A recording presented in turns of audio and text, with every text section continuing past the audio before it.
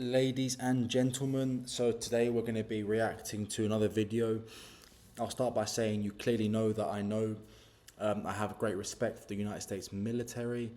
This is going to be a video detailing exactly why. It's 5 reasons you shouldn't mess with the United States military, I think it's called, or the United States. So let's find out exactly why. It is the most powerful military machine on the planet, still is.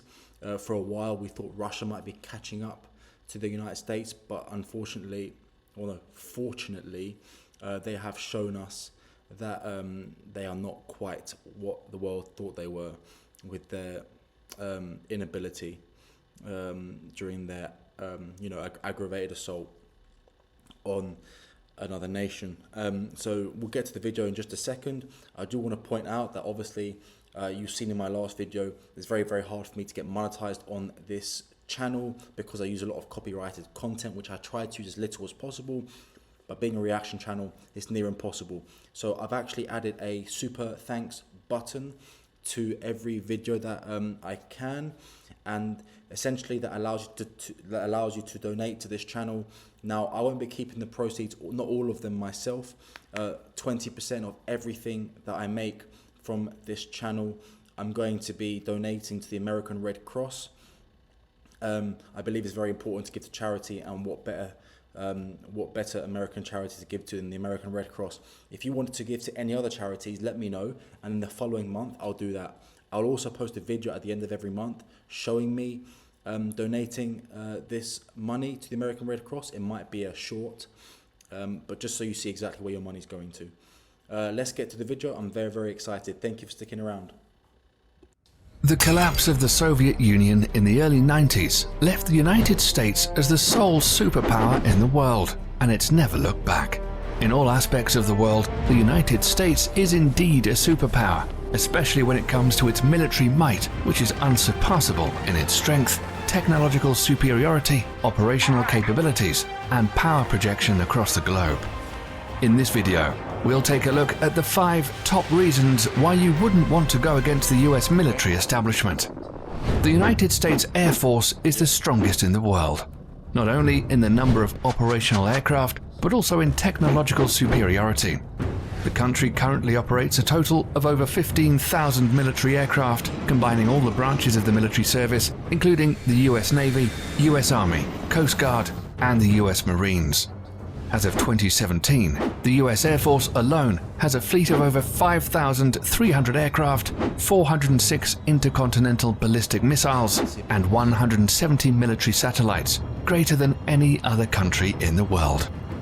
The USA has the largest number of stealth aircraft designed to be silent killers and untrackable by the radar defense systems of most countries in the world. Some of these stealth aircraft include air superiority fighters, such as the F-22 Raptor and the F-35 Joint Strike Fighter, heavy bombers, such as the B-2 Spirit. In fact, the United States pioneered this technology in the 1980s with the introduction of the F-117 Nighthawk stealth attack aircraft. Stealth aircraft are designed to avoid detection using a variety of technologies that reduce radar reflection from ground, sea, or air-based radar antennas, thereby reducing its radar cross-section, or RCS. This revolutionary technology allows a 5th-generation aircraft, such as the F-22 Raptor, with a max takeoff weight of 83,500 pounds, to have a radar cross-section of just 0.0001 meters squared, about the size of a bumblebee. What's more insane is that the massive B-2 bomber also has the same radar cross-section as the F-22 Raptor. Thus, it becomes extremely difficult to track stealth aircraft. Even if the enemy spots them on their radar scopes, it's a whole other story to successfully track them and register a missile kill. The whole idea behind this technology is to break the chain in which a conventional surface-to-air missile defense system works. It's the same reason countries like China and Russia are also hard at developing their own stealth fighter, the Chengdu J-20 and the Sukhoi Su-57, respectively. These aircraft will allow the US Air Force to assert its air superiority over any battlefield of the future, and we all know that control of these skies is the biggest decider in any war.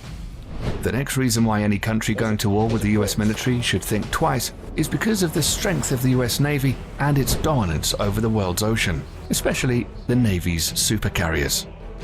The US Navy currently operates 11 nuclear-powered Nimitz-class supercarriers, which is the largest aircraft carrier fleet in the world. The only navy that can come close in terms of technological advancement is probably the Royal Navy of the United Kingdom, but they only have 2 operational carriers. The Nimitz class of carriers has a displacement of over 100,000 tons and can complement of up to 70 aircraft. They're literally a floating small town in the ocean with its own airport. The Nimitz class carriers in themselves are extremely potent offensive weapons, but the way they operate in what is called the carrier strike groups makes these ships even more deadly. A carrier seldom deploys alone. There are always a fleet of surface and underwater assets surrounding them and forming a strike group. These include guided missile cruisers, a destroyer squadron, attack submarines, and other support vessels. Together, they project the power of the carrier and at the center of the group forward towards the enemy. While the carrier is carrying out its offensive role with the use of its air wing, the other ships are responsible to protect its flanks against any enemy attack. This combination of offensive and defensive strategy makes the US carrier strike group almost impenetrable. The United States Navy maintains 9 such carrier strike groups, 8 of which are based in the United States and 1 that's forward deployed to Japan. For over 50 years, this has been the principal element of US power protection, and the Nimitz class of supercarriers are at the center of it all. Despite this, the US is currently in the process of developing a new class of carriers called the Gerald R. Ford class, intended to replace the Nimitz class ships. This new supercarrier will be even more technologically advanced and is expected to continue US dominance of the oceans well into the late 21st century. The third reason why you shouldn't fight the US military is their massive stockpile of nuclear and conventional intercontinental ballistic missiles, or ICBMs. The ICBM plays the role of the land leg in the US nuclear triad, along with the Trident submarine-launched ballistic missile SLBM and nuclear warheads carried on long-range strategic bombers. ICBMs are launched from ground-based missile silos, achieving high suborbital spaceflight, approximately 1,000 miles above the surface of the Earth. The body of the missile then separates from the warhead, which re-enters the atmosphere and free falls to the assigned target at hypersonic speeds. The US military currently operates 400 ICBMs from its base in Wyoming, Montana, and North Dakota. The LGM-30G Minuteman III is the only type of ICBM that is currently operational in the US. The Minuteman III family of ICBMs were first developed in the 1960s as a response to the Soviet nuclear threat. Throughout the Cold War and beyond, these missiles have undergone constant modernization. In the last decade alone, the US military has undertaken $7 billion worth of upgrades. The rocket propulsion engines, the propellants used, the guidance system, and even the flight control surfaces have all been refurbished. The upgraded missiles are completely different from its 1960s counterparts, except for the shell. These state-of-the-art improvements and modernization programs have kept the Minuteman III system operational for over 50 years with improved reliability that supports the missile's remarkable 99% alert rate. The latest versions of the missiles have a range of over 8,000 miles, which is greater than the diameter of the Earth at 7,917.5 miles. They can carry multiple 330 kiloton nuclear warheads, which is 20 times greater than the bombs dropped on Hiroshima and Nagasaki. Not only that, each of these warheads can be assigned to different targets independently. The technology is called Multiple Independently Targetable Re-Entry Vehicle, or MIRV, and was first developed for the Minuteman III family of missiles. So any country messing with the United States will have to deal with this awesome arsenal of firepower, which can be launched at a moment's notice. If it weren't the ICBMs or the stealth fighters raining fire down on you, it would be precision-guided munitions, or better known as smart bombs or PGMs instead. This is another big reason why not messing with the US military is a good idea. All branches of the US military use smart bombs in some forms or the other. These weapon systems are designed to be precise and hit a specific target with maximum efficiency. These bombs are so effective that during the First Gulf War, PGMs comprised only 9% of weapons fired, but accounted for 75% of all successful hits. Since then, for the US military at least, the days of normal artillery shells and unguided bombs are long gone. Nowadays, the military uses PGMs from air, ground, and sea. Precision-guided munitions come in various forms and use different kinds of technologies to achieve precise hits. A large majority of PGMs use the Global Positioning System, or GPS, of satellites to guide their trajectory to target. However, sometimes this becomes a problem, as GPS coverage is not always reliably available everywhere across the globe, or bad weather conditions can hinder operations. Thus, the Office of Naval Research, the Naval Surface Warfare Center, and the Army Research Laboratory have all coordinated to develop the first ever artillery-fired smart munition that will not use GPS guidance. The project is known as Moving Target Artillery Round, or MTAR for short. The MTAR shell can be guided onto stationary as well as moving targets in both land and sea, using a combination of guidance technology. The best part is that these shells can be fired from the existing M777A2 155mm towed howitzer and the M109A7 Paladin Integrated Management self-propelled 155mm artillery systems already in use by the US military. The shells will also feature an extended range of 40 to 60 miles using rocket boosters to propel them.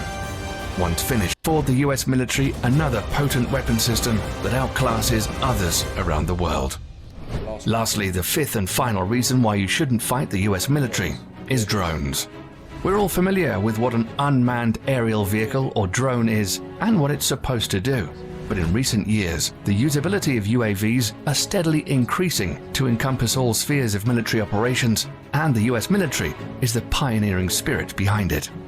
At first, used only for surveillance missions, drones were quickly weaponized after the 9/11 attacks and have been extensively used by the US military in the war against terror as an offensive weapon platform.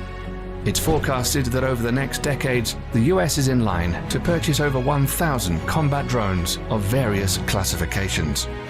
Some of them, like the Lockheed Martin RQ-170 Sentinel and the Boeing MQ-25 Stingray, are already in the final stages of development, and once finished, will provide the US military with state-of-the-art platforms capable of multi-role operations, ranging from attack missions to aerial refueling. Drone technology has reached such heights today that a single UAV can loiter miles above the surface of the Earth for hours, waiting for the target to show its head and sticking with impunity. This capability will allow all the services under the US military to reduce its dependency on manned platforms, thereby reducing the risks during future combat operations. These 5 weapon systems make the US military extremely dangerous for any adversary looking to get into a conflict with them. In a conventional warfare setting, it's almost impossible to beat the US military machine. That's why modern enemies of the United States are employing more and more asymmetric warfare strategies against the mighty US military.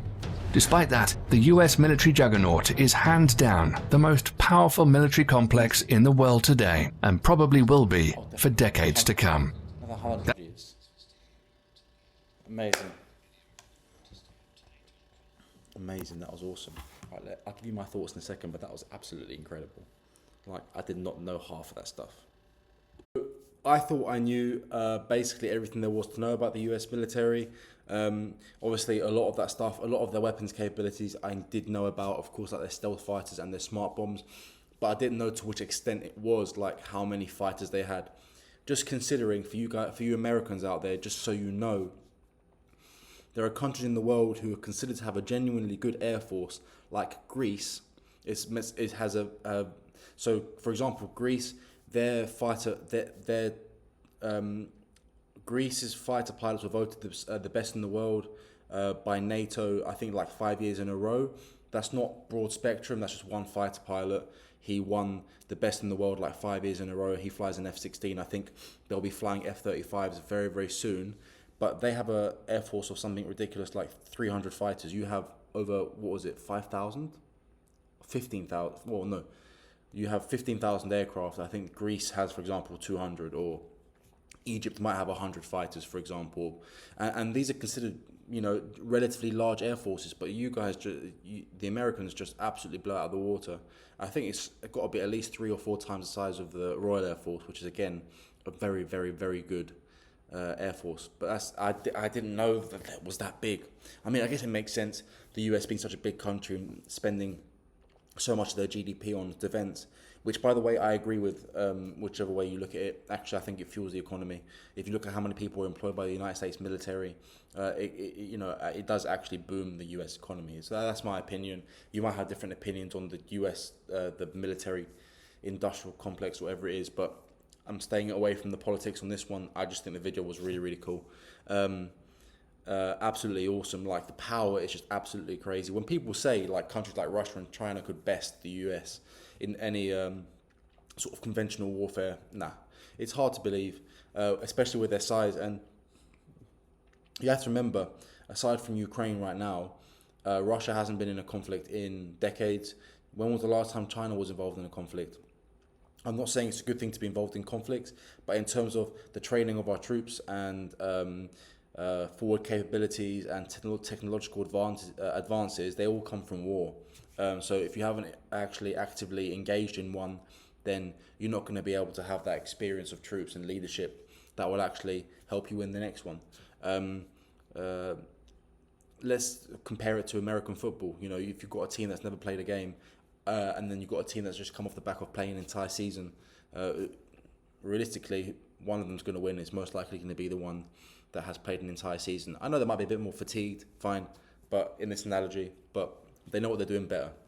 But that was really cool. That was a really, really cool video. Had no idea about just how big the military was. I had an idea about some of their technologies, and of course, because those have been brought over now to the UK as well. Like, for example, like the F-22 is... that's interesting, actually. The F-22, I believe, is exclusively only used by the US military. Whereas other aircraft, like the F-16, have obviously been shipped out to members of NATO. Like, I think every member of NATO uses an F-16, and even countries that aren't members of NATO. I know Pakistan uses F-16s, for example. I know that Turkey's a member of NATO. Well, anyway, I know that Pakistan and Egypt use F-16s, and they're not part of NATO.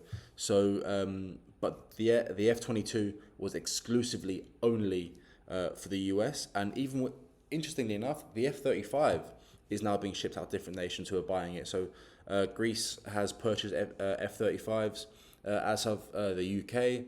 So it's just the F-22 remains exclusively American, which is quite cool. I suppose it is the ultimate air dominance fighter. I know it's older than the F-35. The F-35 has different capabilities than the F-22. But in terms of a all-round fighter, the F-22, I think, just screams air dominance, and that is why the United States decided, no, this is ours. No one else can have it, which is pretty cool. Guys, thank you for recommending this video. I learned a lot. So obviously I'm learning loads now. I have done a lot of country music. I've got more country music coming, more music in general coming. But these videos are really, really cool because it allows me to actually learn something with someone talking to me. I do really well with reading as well, but I'm not going to sit here and read a book. You guys aren't going to find that interesting. So I'm learning a load about American history, current state of affairs, military, just absolutely everything. The history is the thing I'm most sort of impressed with when it comes to the United States. But I'm learning loads, and hopefully you guys are either learning something with me or watching a British guy learn about your history maybe entertains you. So thank you so much. Like I mentioned at the beginning of the video, I am accepting donations. There will be a thanks button here. I did mention that 20% of the donations will be going to the American Red Cross. I've received some comments saying that maybe don't trust the American Red Cross because of the way they use their funds to pay their staff, etc. If you guys have any charities to recommend, leave them in the comments. And at the end of next month, I'll evaluate which charity I'm going to send it to. I know we have some issues in Texas at the moment. Possibly I'll send the money there. I know maybe $100 isn't going to be the sort of the ultimate changing factor, but I think it's our responsibility to do something for everyone. So if you guys do want to donate to the channel, even if I had some big donations yesterday, so thank you to those people. But even if it's $1, It helps this channel grow and stay afloat, and it will ultimately help fellow Americans. So thank you so much for your support, and I can't wait to see you next time. Don't forget to subscribe to the channel, hit the notification bell, give this video a like if you enjoyed it, and leave any recommendations down below of let's do of specifically historical things to watch. So leave them down below. Thank you guys, and I'll see you soon.